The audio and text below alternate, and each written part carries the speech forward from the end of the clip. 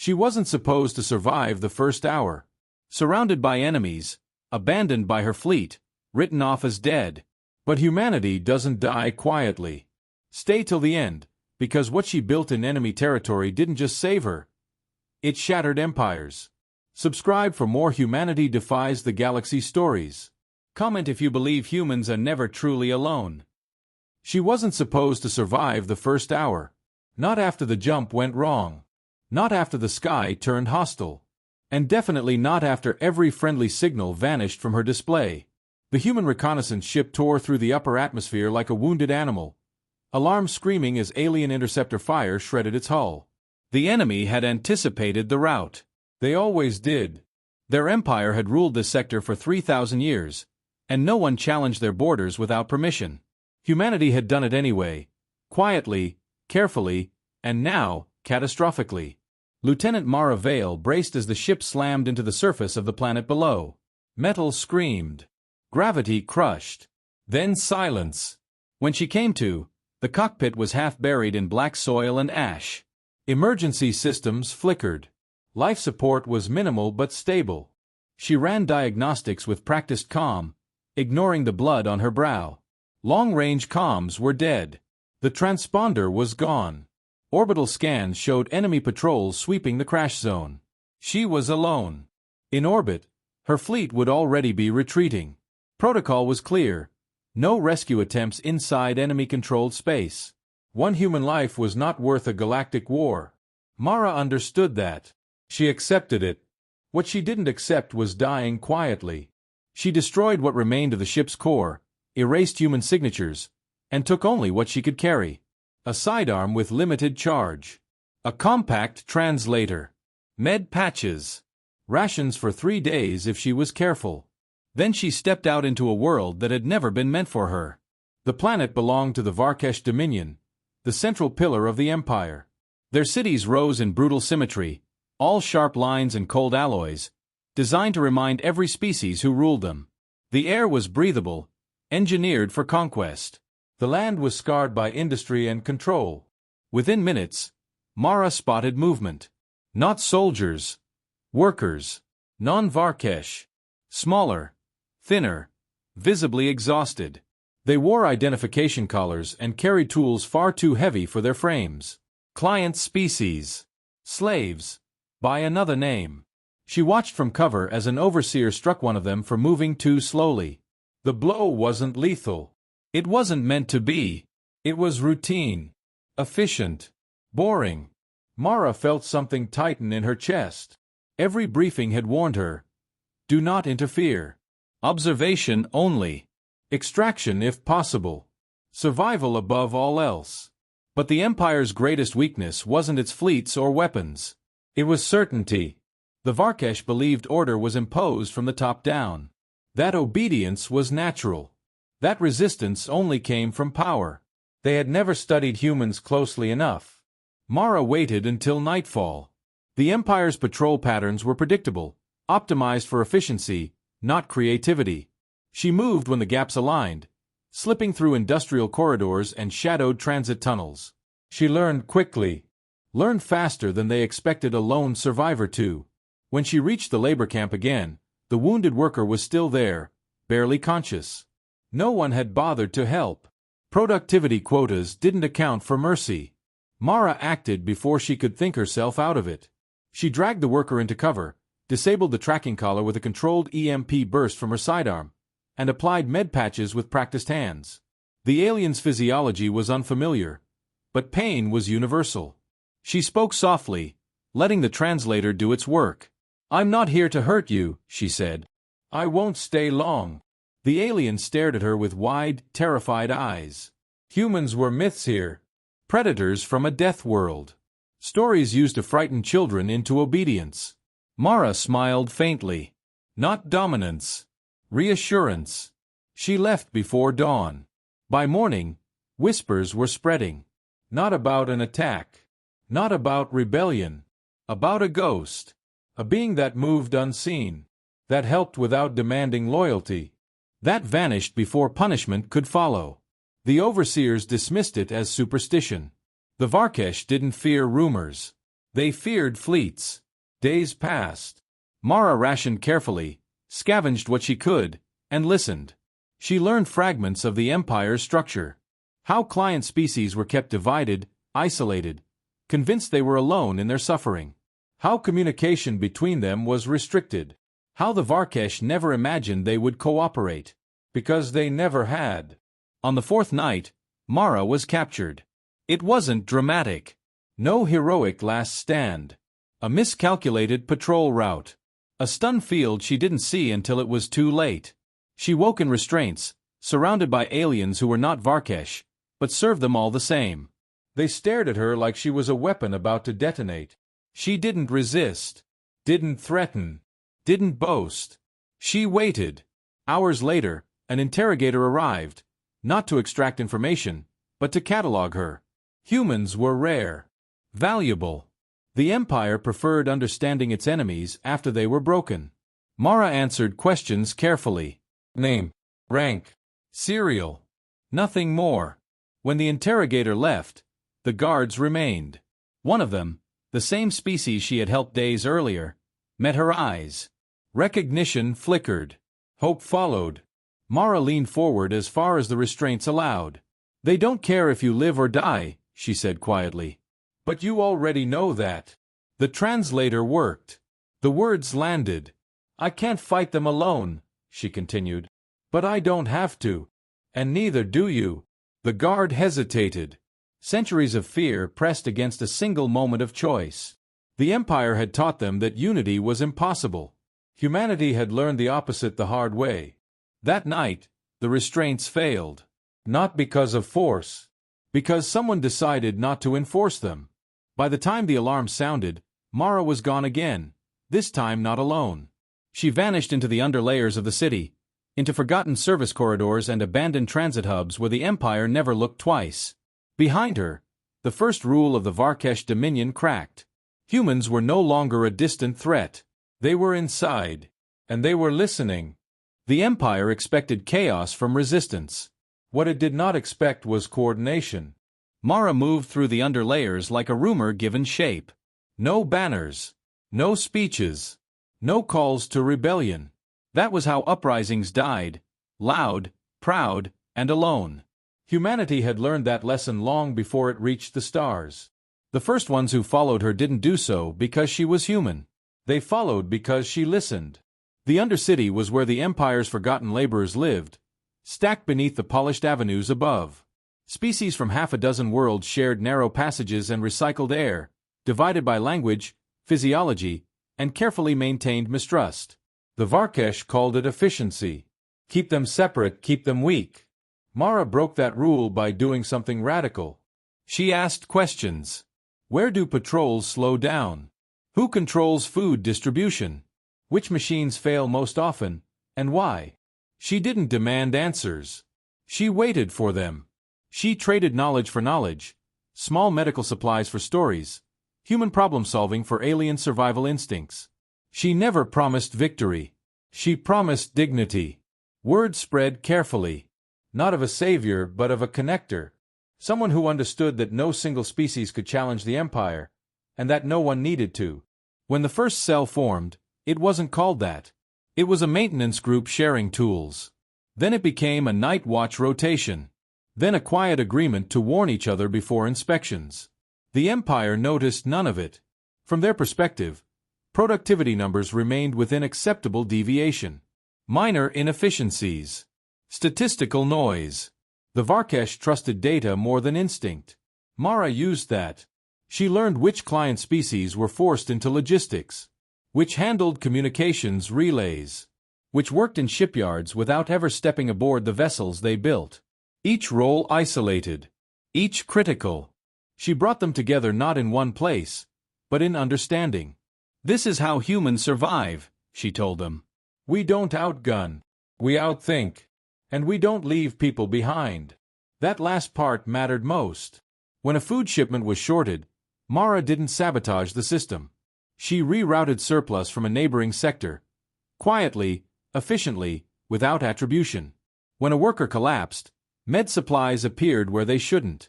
When punishment squads arrived, Patrol routes had already been adjusted by someone who wasn't supposed to have access. The oppressed began to realize something terrifying. The Empire wasn't all-seeing. It was just organized. And organization could be learned. Mara was captured again 3 weeks later. This time, the Varkesh noticed. She was dragged into a holding complex reserved for anomalous threats. The interrogators were sharper, colder. They asked about networks, about collaborators, about human fleet movements that didn't exist. Mara told them the truth. "I'm alone," she said. They didn't believe her. Empires never do. They assume power must mirror their own structure. They threatened execution. She remained calm. They offered collaboration. She laughed. They finally resorted to isolation. That was their mistake. Isolation was where humans thought best. Even locked away, Mara wasn't cut off. She had already seeded systems, trained people to act without her. She had never made herself essential. That was the difference between leadership and dependency. Outside her cell, coordination continued. Not riots. Not attacks. Failures. A sensor array calibrated incorrectly. A supply convoy delayed just long enough to miss a fleet rendezvous. Communication lag introduced by a species the Varkesh assumed incapable of abstract thinking. Each act was deniable. Each one small. Together, they were devastating. The first Varkesh commander was removed for incompetence. Then another. Then a third.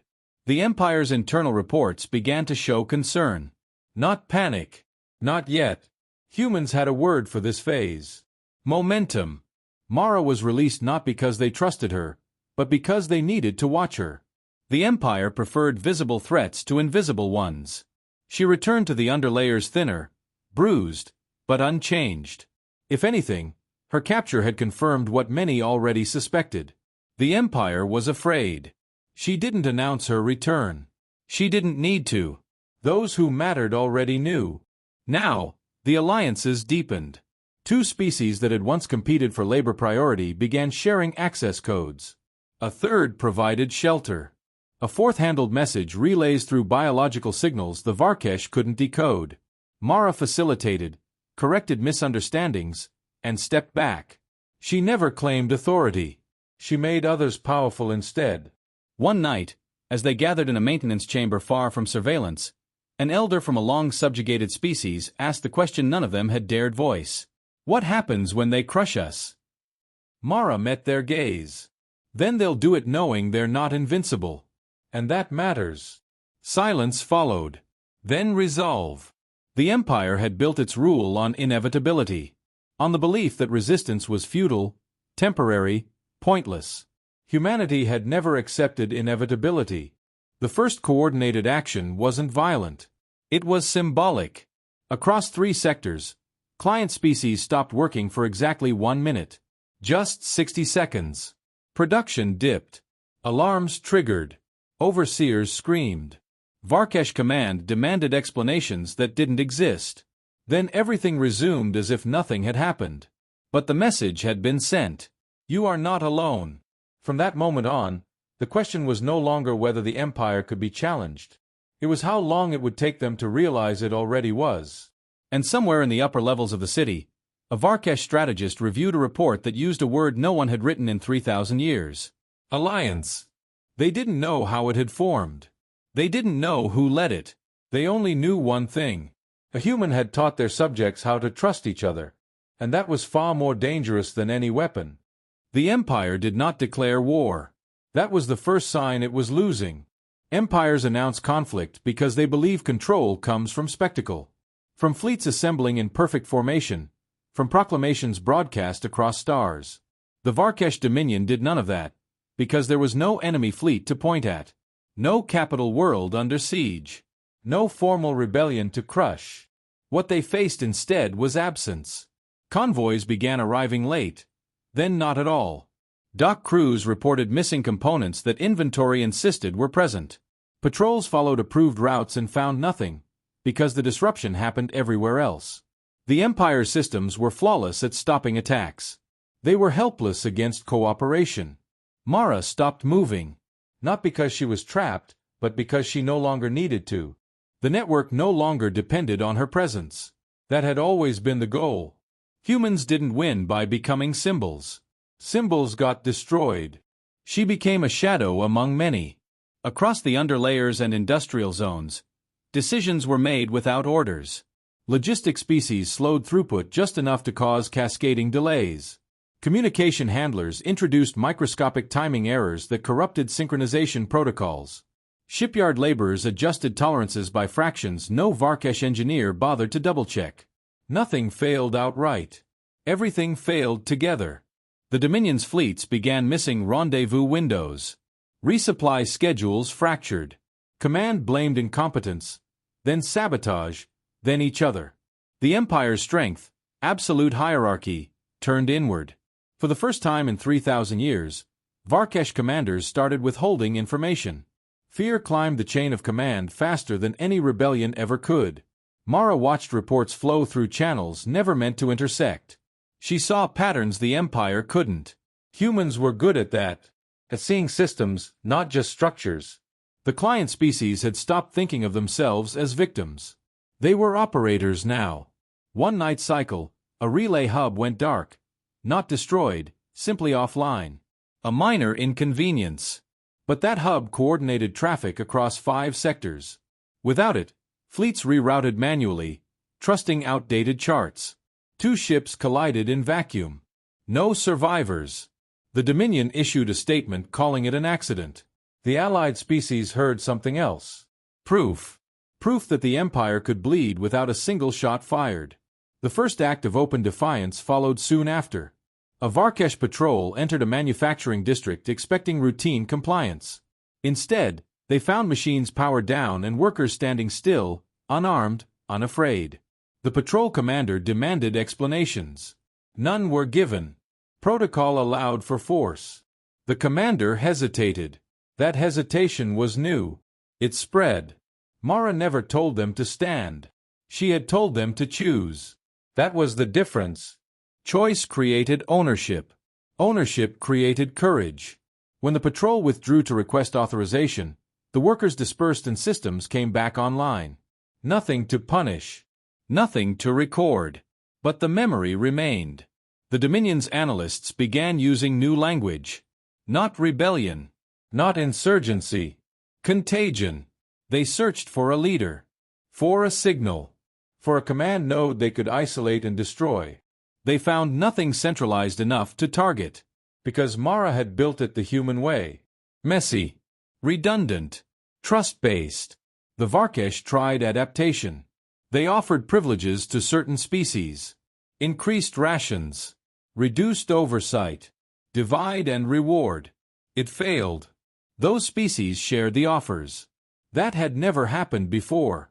When an empire's incentives stop working, panic follows. The first direct military response came 3 months after Mara's crash. A rapid deployment fleet jumped into the system without full logistical support, determined to reassert dominance through presence alone.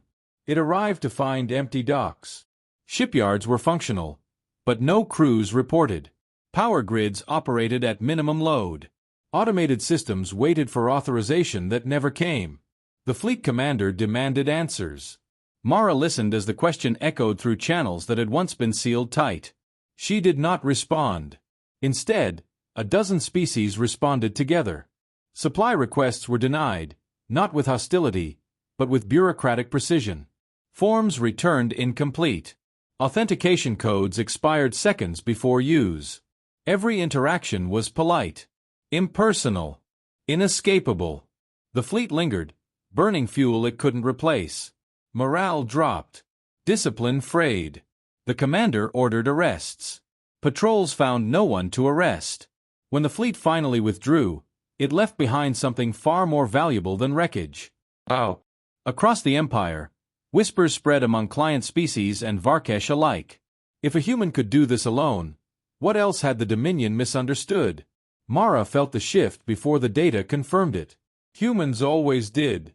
The moment when a system stops correcting itself and starts unraveling. She knew the next phase would be dangerous. Empires don't collapse gracefully. The Dominion issued its first direct reference to humanity in an internal threat assessment. not as an enemy power, as a destabilizing influence.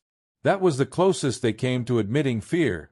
Mara received the message through 3 layers of intermediaries. A warning disguised as a question. An offer disguised as a threat. Leave, or be made an example. She considered it. Human fleets were closer now. She could signal. Extraction was possible. Survival guaranteed.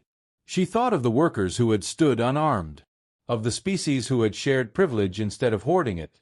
Of an empire unraveling not because it was attacked, but because it was understood. Mara deleted the message. Humanity had never been about arriving in force. It was about staying long enough to change the rules. The Alliance didn't need her to fight. It needed her to believe. And so she stayed, as the Dominion system strained under a war that had no flag, no front lines, and no way to surrender. The Empire had spent 3,000 years mastering control. Humanity had spent its entire existence learning how to live without it. And that was a lesson no empire survived. The end did not come with an explosion. Empires expect their downfall to arrive in fire, because fire makes sense to them. Fire can be answered with more fire. What the Varkesh Dominion faced instead was silence. Measured, deliberate, and impossible to threaten. The Alliance did not declare itself. It simply acted as one. Across sectors that had once been ruled through fear and isolation, client species began issuing identical demands through different channels, using different languages, at the same time. Labor contracts rewritten. Security oversight revoked. Resource allocations redirected inward. All perfectly legal by the Empire's own statutes, because no one species violated protocol. They just stopped accepting exceptions. The Dominion's Central Council convened an emergency session, something it had not done in generations. For the first time, the seats were not filled with certainty. They argued over enforcement, over displays of power, over whether annihilation would restore obedience. It would not. Their fleets were intact, their weapons untouched. Yet every order met delay. Every threat required cooperation from species that no longer feared being alone. The Alliance did not attack the Empire. It outgrew it. Mara watched the final stages from a relay chamber that no longer hid in shadow. She no longer needed to. By now, the Varkesh knew a human was involved. They just did not understand how deeply. A summons arrived, not as a threat, but as a request. Attend. Speak. Explain. She accepted. Not as a commander. Not as a conqueror. As a human. The council chamber was vast, designed to dwarf anyone who stood within it. The Varkesh delegates sat elevated, armored and rigid, projecting dominance even now. Around the perimeter stood representatives of dozens of species who had never been allowed inside before. They stood together. That alone would have been unthinkable months earlier. Mara walked to the center without escort. No weapons. No insignia. Just a human in worn gear, carrying the weight of choices instead of authority. You destabilized a galactic power, a Varkesh counselor said. For what purpose? Mara did not raise her voice. Humans never needed to when the truth was enough. You built your empire on the assumption that no one would trust each other, she said. You were wrong. Another counselor leaned forward. You incited rebellion. No, Mara replied. You created it. I just showed them they weren't alone. The chamber shifted. Data streams flickered. Reports updated in real time, each one worse than the last. Entire sectors had formally withdrawn cooperation. Not seceded. Withdrawn.